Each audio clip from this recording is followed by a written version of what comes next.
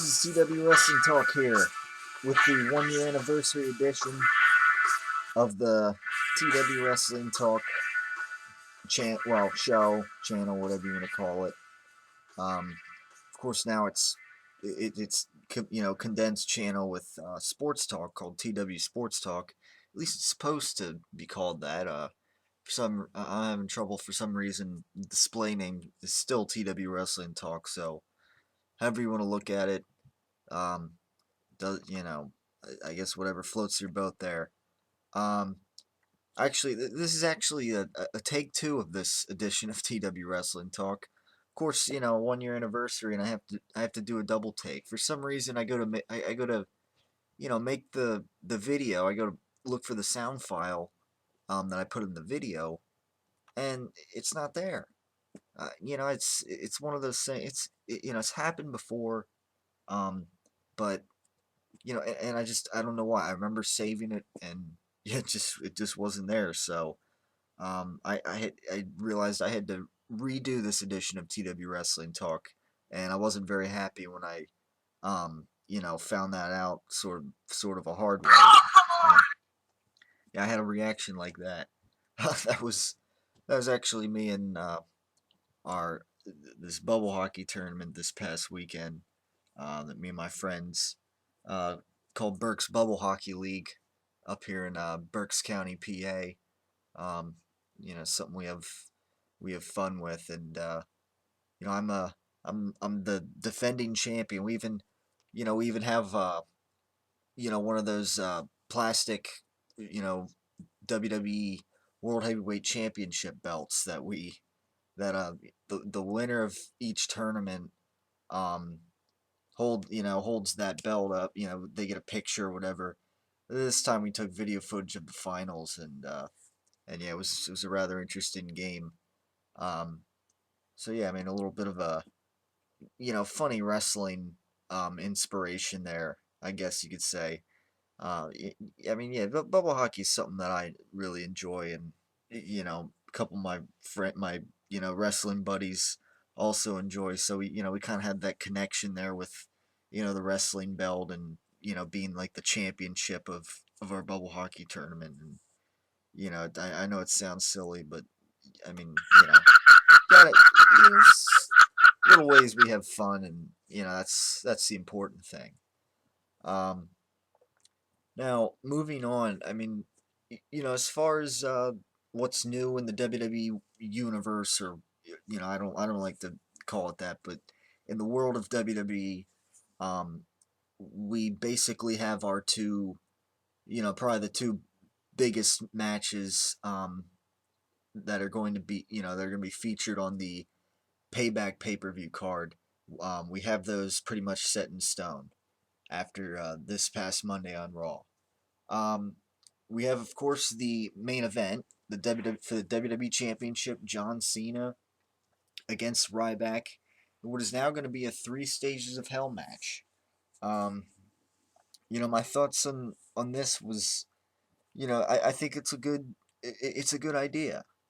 Some people, on the other hand, aren't too fond of it because they think it's like a way to protect John Cena, for him not to get to take a clean pinfall to Ryback and whatnot. And I mean, who knows? Maybe that is part of it. I mean, I wouldn't be surprised if that is part of WWE's methodology here behind it, as it certainly has been very much in the past. Um, but I would say here, in this case, I don't really care. I'm not really focused on their motives, and you know, eh, eh, because the Three Stages of Hell match, they haven't had one of those in forever. I mean, they went on to say they only had it 3 times in the past in WWE history, and so I mean that's a good reason to have it, since they haven't had it in a long time. And I think it would be a great way to have Ryback win his first WWE championship, which I really think he could use at this point, especially over the face of the company, John Cena. It would be monumental for him to win the championship in a three stages of hell match. Um, I mean, I mean, that's just that right there is would be huge for Ryback, and I certainly think they should do the huge thing um, in this case.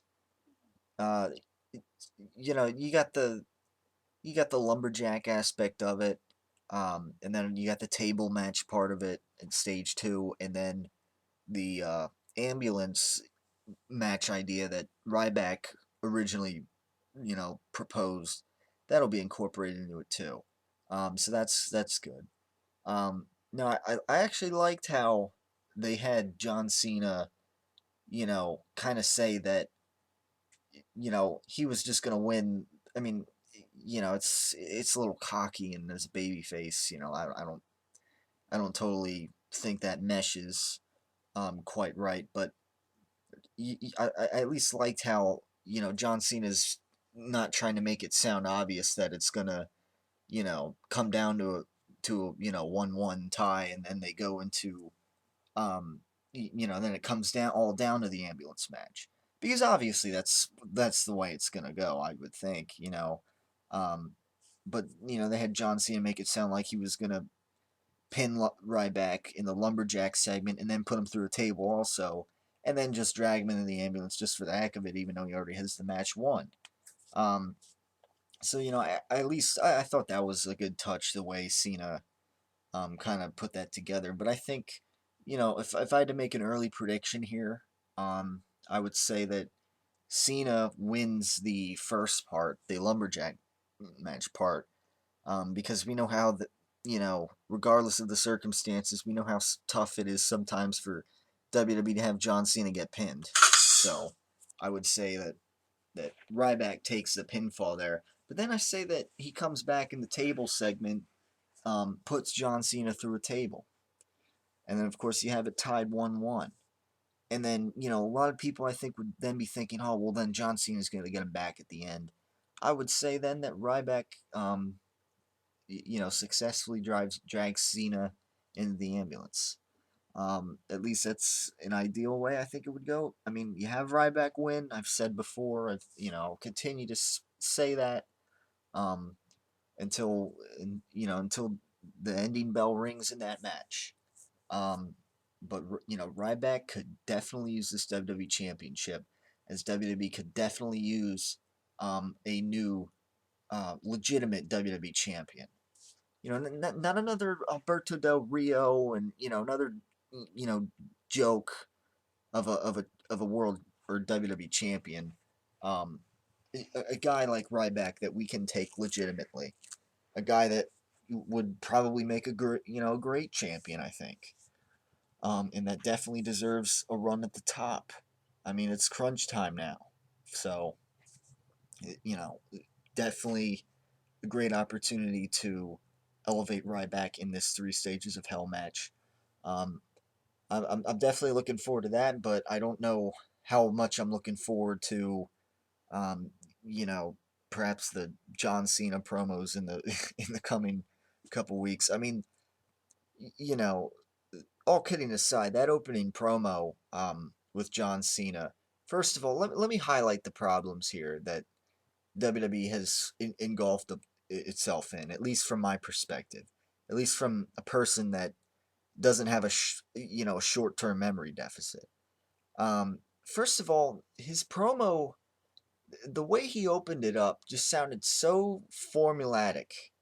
Um, uh, I mean, it's just the way the way he worded things in the beginning, the way he stands there and he listens for the reaction, he looks around, and then how he seems to. I mean, I feel like a couple weeks ago, Cena opened the promo with the exact same script. Um, saying I sense a bit of unrest in the air of the WWE universe, some anger and this and that. I mean, it felt like deja vu on Raw this past Monday when I was watching this opening promo. I'm thinking, didn't he say the same things a couple weeks ago?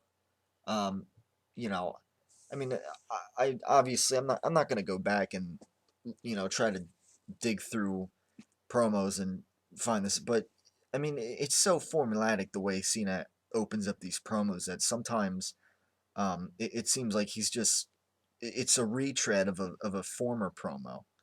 I mean, that's how it feels sometimes. Um, typical Cena stuff, and stuff that is just so stale that we can't. It's just it takes away from the product, no doubt. Now he came, of course, he came running out as if that whole Achilles injury was just scrapped entirely, um, silently, and as if we're supposed to forget about it. Let me remind you of how JBL, as when the injury was more recent before Extreme Rules, um, and I'm on record saying this on TW Wrestling Talk. I remember how JBL said, "Oh, this is what kept is side keeping Kobe Bryant out for all this time. This is what Kobe Bryant's dealing with, etc." Let me tell you something. Kobe Bryant, with his recent Achilles injury, is going to be out until perhaps January, perhaps later. And of course, he was planning on retiring after next season. So, the window might be closing for him. But that January at minimum is what I remember hearing. Now, if Cena had an injury, um, you know, got the same injury, which JBL applied, basically, implied by saying that, by bringing up that this is what's keeping Kobe Bryant out, um, for the better part of a year, or whatever he said. If JBL was implying that's the kind of injury Cena had, well then what the hell's going on right now? Where's this? And see, this is a problem with this whole Achilles injury thing. They could never get more specific than Achilles injury. I mean, come on, this is the 21st century here. This is 2013. This isn't ancient times where they don't have they can't get a clear diagnosis on what kind of Achilles injury it is. I mean, come on. I mean, what kind of doctors do they have in there? I mean, they must have some, pretty amateur doctors if if all they can determine is it's an Achilles injury. Yeah, that's basically it. So, with that in mind, WWE gets one of those on their part there. Um, and it just shows that the whole idea was stupid in the first place. And what's even more stupid is that WWE can't keep the ball rolling with it. Just because yeah, Cena was off last week on Raw. The whole thing that happened in Extreme Rules, he had to go to the hospital, etc. Gave WWE a reason not to have John Cena. Gave a reason for John Cena to pull out of Monday Night's Raw last week. Kind of like Tiger Woods. But that doesn't mean that I didn't sit there and think, oh well, geez, looks like he's fine now. Looks like his apparent Achilles injury just disappeared out of thin air, like it just magically went away. Let me tell you what, the injury that they implied that John Cena had, it wouldn't disappear like that. And it would probably be logical that, he wouldn't wrestle if that's the Achilles injury he had. If Kobe Bryant, can't play basketball for months on his Achilles injury, then if they're going to imply that Cena has the same thing, he shouldn't be out there wrestling. So it just goes to show you that this whole thing was a hoax to begin with.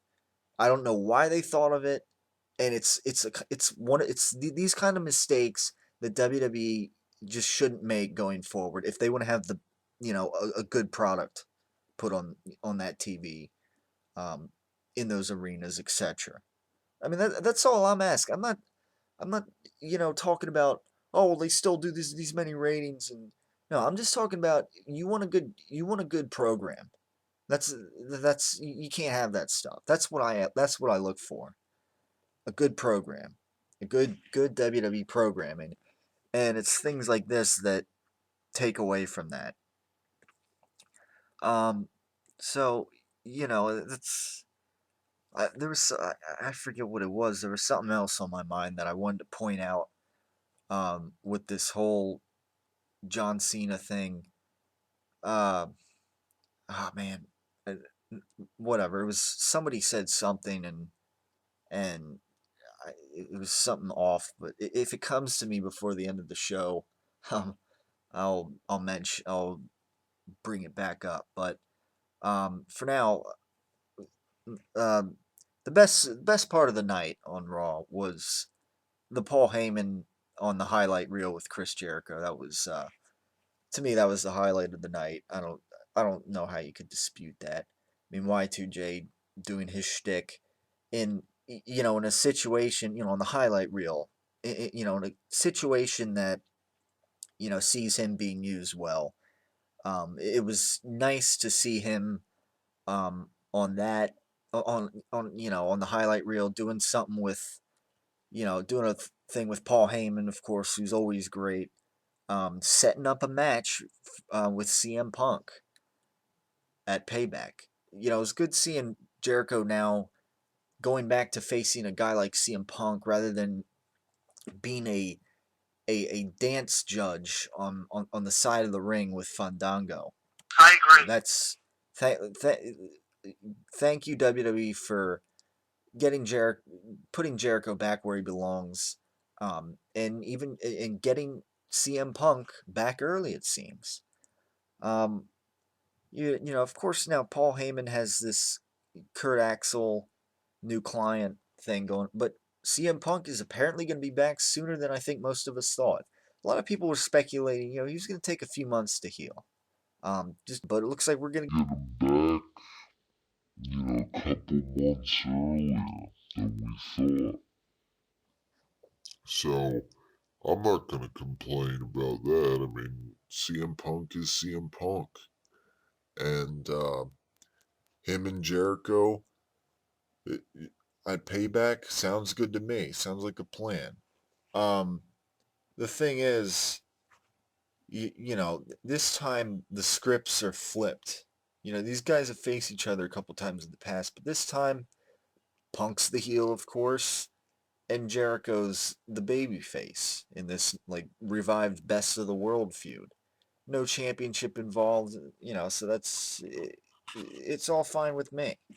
Um, it should be a good match, probably a great match with the way these two guys can perform. Um, so I'm looking forward to it. Um, thumbs up on WWE's part there.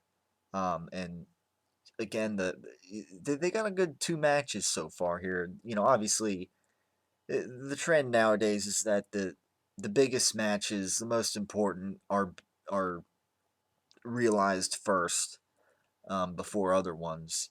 And so far, I look at these two matches, I'm thinking good. They got Brock Lesnar is not going to be around for some time. It seems now. Triple H is gone for now. It seems. Undertaker, The Rock. These guys kind of from this WrestleMania hangover, as sometimes some people dub it. Dub it. Um, it's kind of going now. So yeah, I mean, it seems like some good stuff here so far that they have on the card, and obviously we'll hope that the rest of the card shapes up well. Unfortunately, Del Rio facing Dolph Ziggler does not float my boat, certainly, but you know, as far as what else they come up with, we'll have to wait and see. Um, and yeah, I mean, pretty much with that, I mean, we had Kurt Axel taking on John Cena in the main event.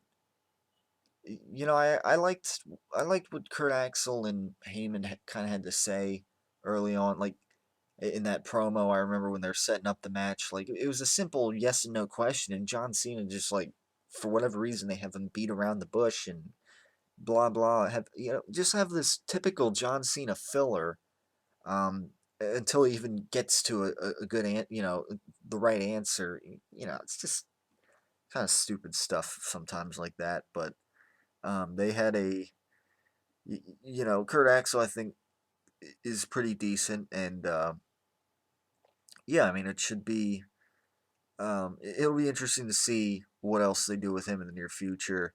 Um, okay, couple. I have my couple other of criticisms here, and then we'll close down this edition of TW Wrestling Talk. First off, I found it a little weird how when Cena got counted out in that match with Kurt Axel, I found it a little odd how the the ring announcer did not announce it, the result of the match until this like random time. Of course, Cena went up to the ambulance when it came in the arena, and of course, that whole siren thing reminded some people of a possible Scott Steiner return, but we know how unlikely that is. But yes, it's kind of like last week. Um, but yeah, John Cena was looking in the ambulance trying to see if where Ryback was, and then Ryback, of course, you know, came behind from the stage. He wasn't even in the ambulance, so Cena got caught from behind. He was getting beat up.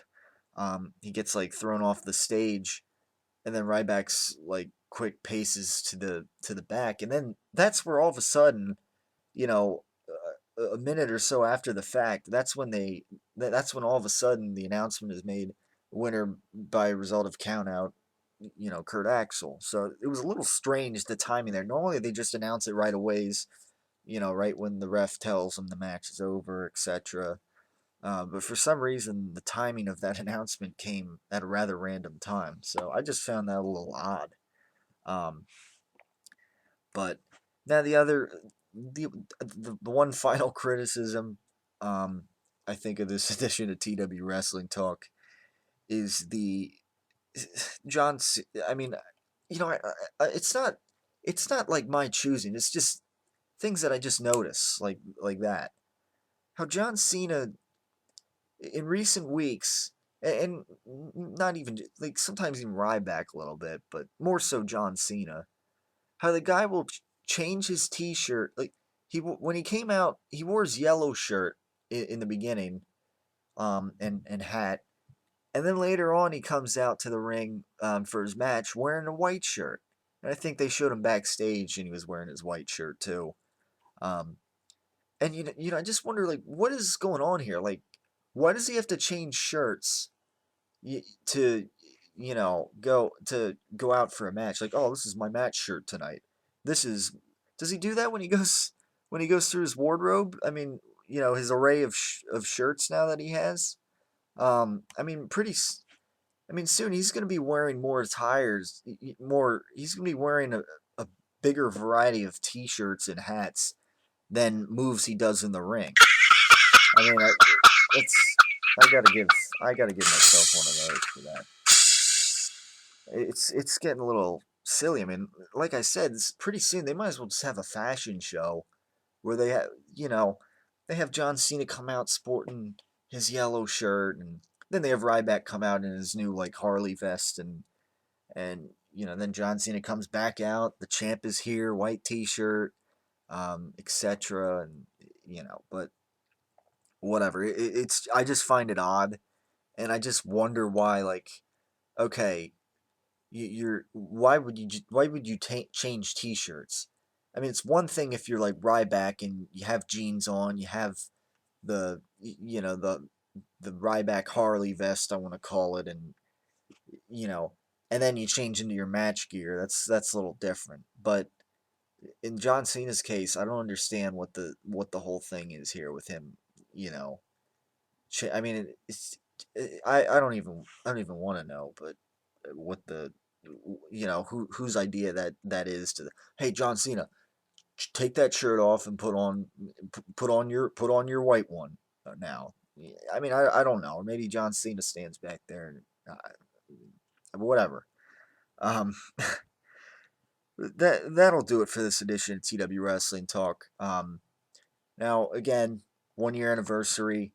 And again, I had to redo this edition of TW Wrestling Talk. So I definitely appreciate that you tuned into it.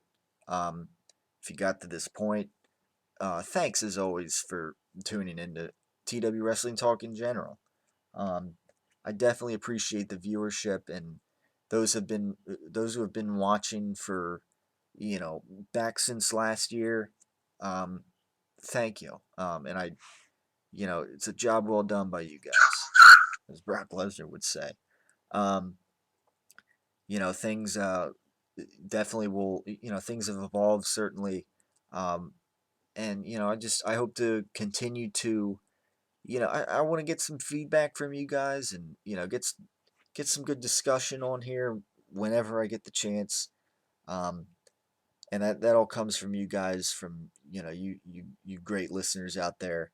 I appreciate you tuning in, the regulars, and I've obviously encourage you to continue. So, with that in mind, thank you for tuning in this edition of TW Wrestling Talk, 1 year anniversary, and here's to another year of TW Wrestling Talk.